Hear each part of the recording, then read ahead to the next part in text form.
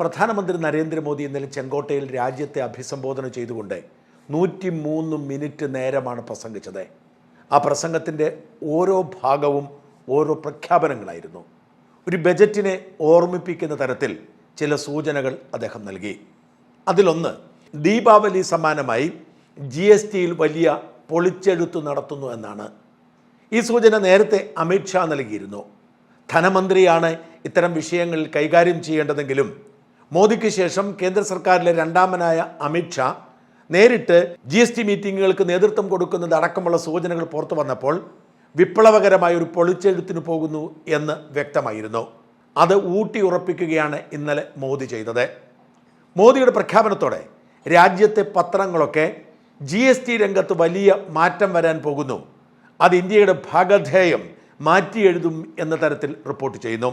ഇന്ത്യയുടെ വിശ്വസ്ത സാമ്പത്തിക പങ്കാളികളാണ് എന്ന് കരുതിയിരുന്ന അമേരിക്ക ട്രംപിൻ്റെ നേതൃത്വത്തിൽ പാര പണിയാൻ തുടങ്ങുകയും ഇന്ത്യൻ ഉൽപ്പന്നങ്ങൾക്ക് 50% അധികം നികുതി ഏർപ്പെടുത്താനുള്ള പ്രഖ്യാപനം നടത്തുകയും ചെയ്ത പശ്ചാത്തലത്തിൽ ആഭ്യന്തര വിപണിയെ ശക്തിപ്പെടുത്തുകയാണ് പരിഹാരം എന്ന് തിരിച്ചറിഞ്ഞാണ് GST പരിഷ്കാരത്തിനൊരുങ്ങുന്നത്. ഒരു പതിറ്റാണ്ട് പിന്നിട്ട മോദി സർക്കാരിൻ്റെ ഭരണപരിഷ്കാരങ്ങളിൽ ഏറ്റവും സുപ്രധാനമായിരിക്കും GST പരിഷ്കാരം. നിലവിൽ GST 5%, 12%, 18%, 28% ഇങ്ങനെ 4 സ്ലാബുകളിലാണ്. ഇത് 2 സ്ലാബായി കുറയ്ക്കുന്നു എന്നതാണ് പ്രഖ്യാപനം. 5%, 18%, അതായത് 12%, 28% ഉപേക്ഷിക്കുന്നു.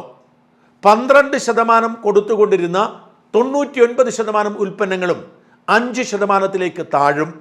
1% ഉൽപ്പന്നങ്ങളായിരിക്കും 18% ഉയരുന്നത്.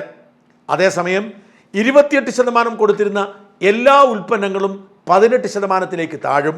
എന്ന് വെച്ചാൽ GST വരുമാനത്തിൽ ഏതാണ്ട് പകുതിയോളം നഷ്ടപ്പെടുത്തുന്ന തരത്തിലുള്ള വിപ്ലവകരമായ മാറ്റത്തിനാണ് സർക്കാർ തുടക്കം കുറിക്കുന്നത്. 7 അപകടകരമായ ഉൽപ്പന്നങ്ങൾ, പാൻ മസാല, സോഫ്റ്റ് ഡ്രിങ്ക്സ്, പുകയില, സിഗരറ്റ് തുടങ്ങിയ 7 അപകടകരമായ ഉൽപ്പന്നങ്ങൾക്ക് 40% ആയി ഉയർത്തും. ഇപ്പോഴും അത് 40% തന്നെയാണ്. എന്നാൽ മറ്റ് സെസ്സുകൾ ഉൾപ്പെടെ ഏതാണ്ട് 85% വരും. അതങ്ങനെ തന്നെ തുടരും. മദ്യവും പെട്രോളും GSTയിൽ ഉൾപ്പെടുത്തുന്നില്ല.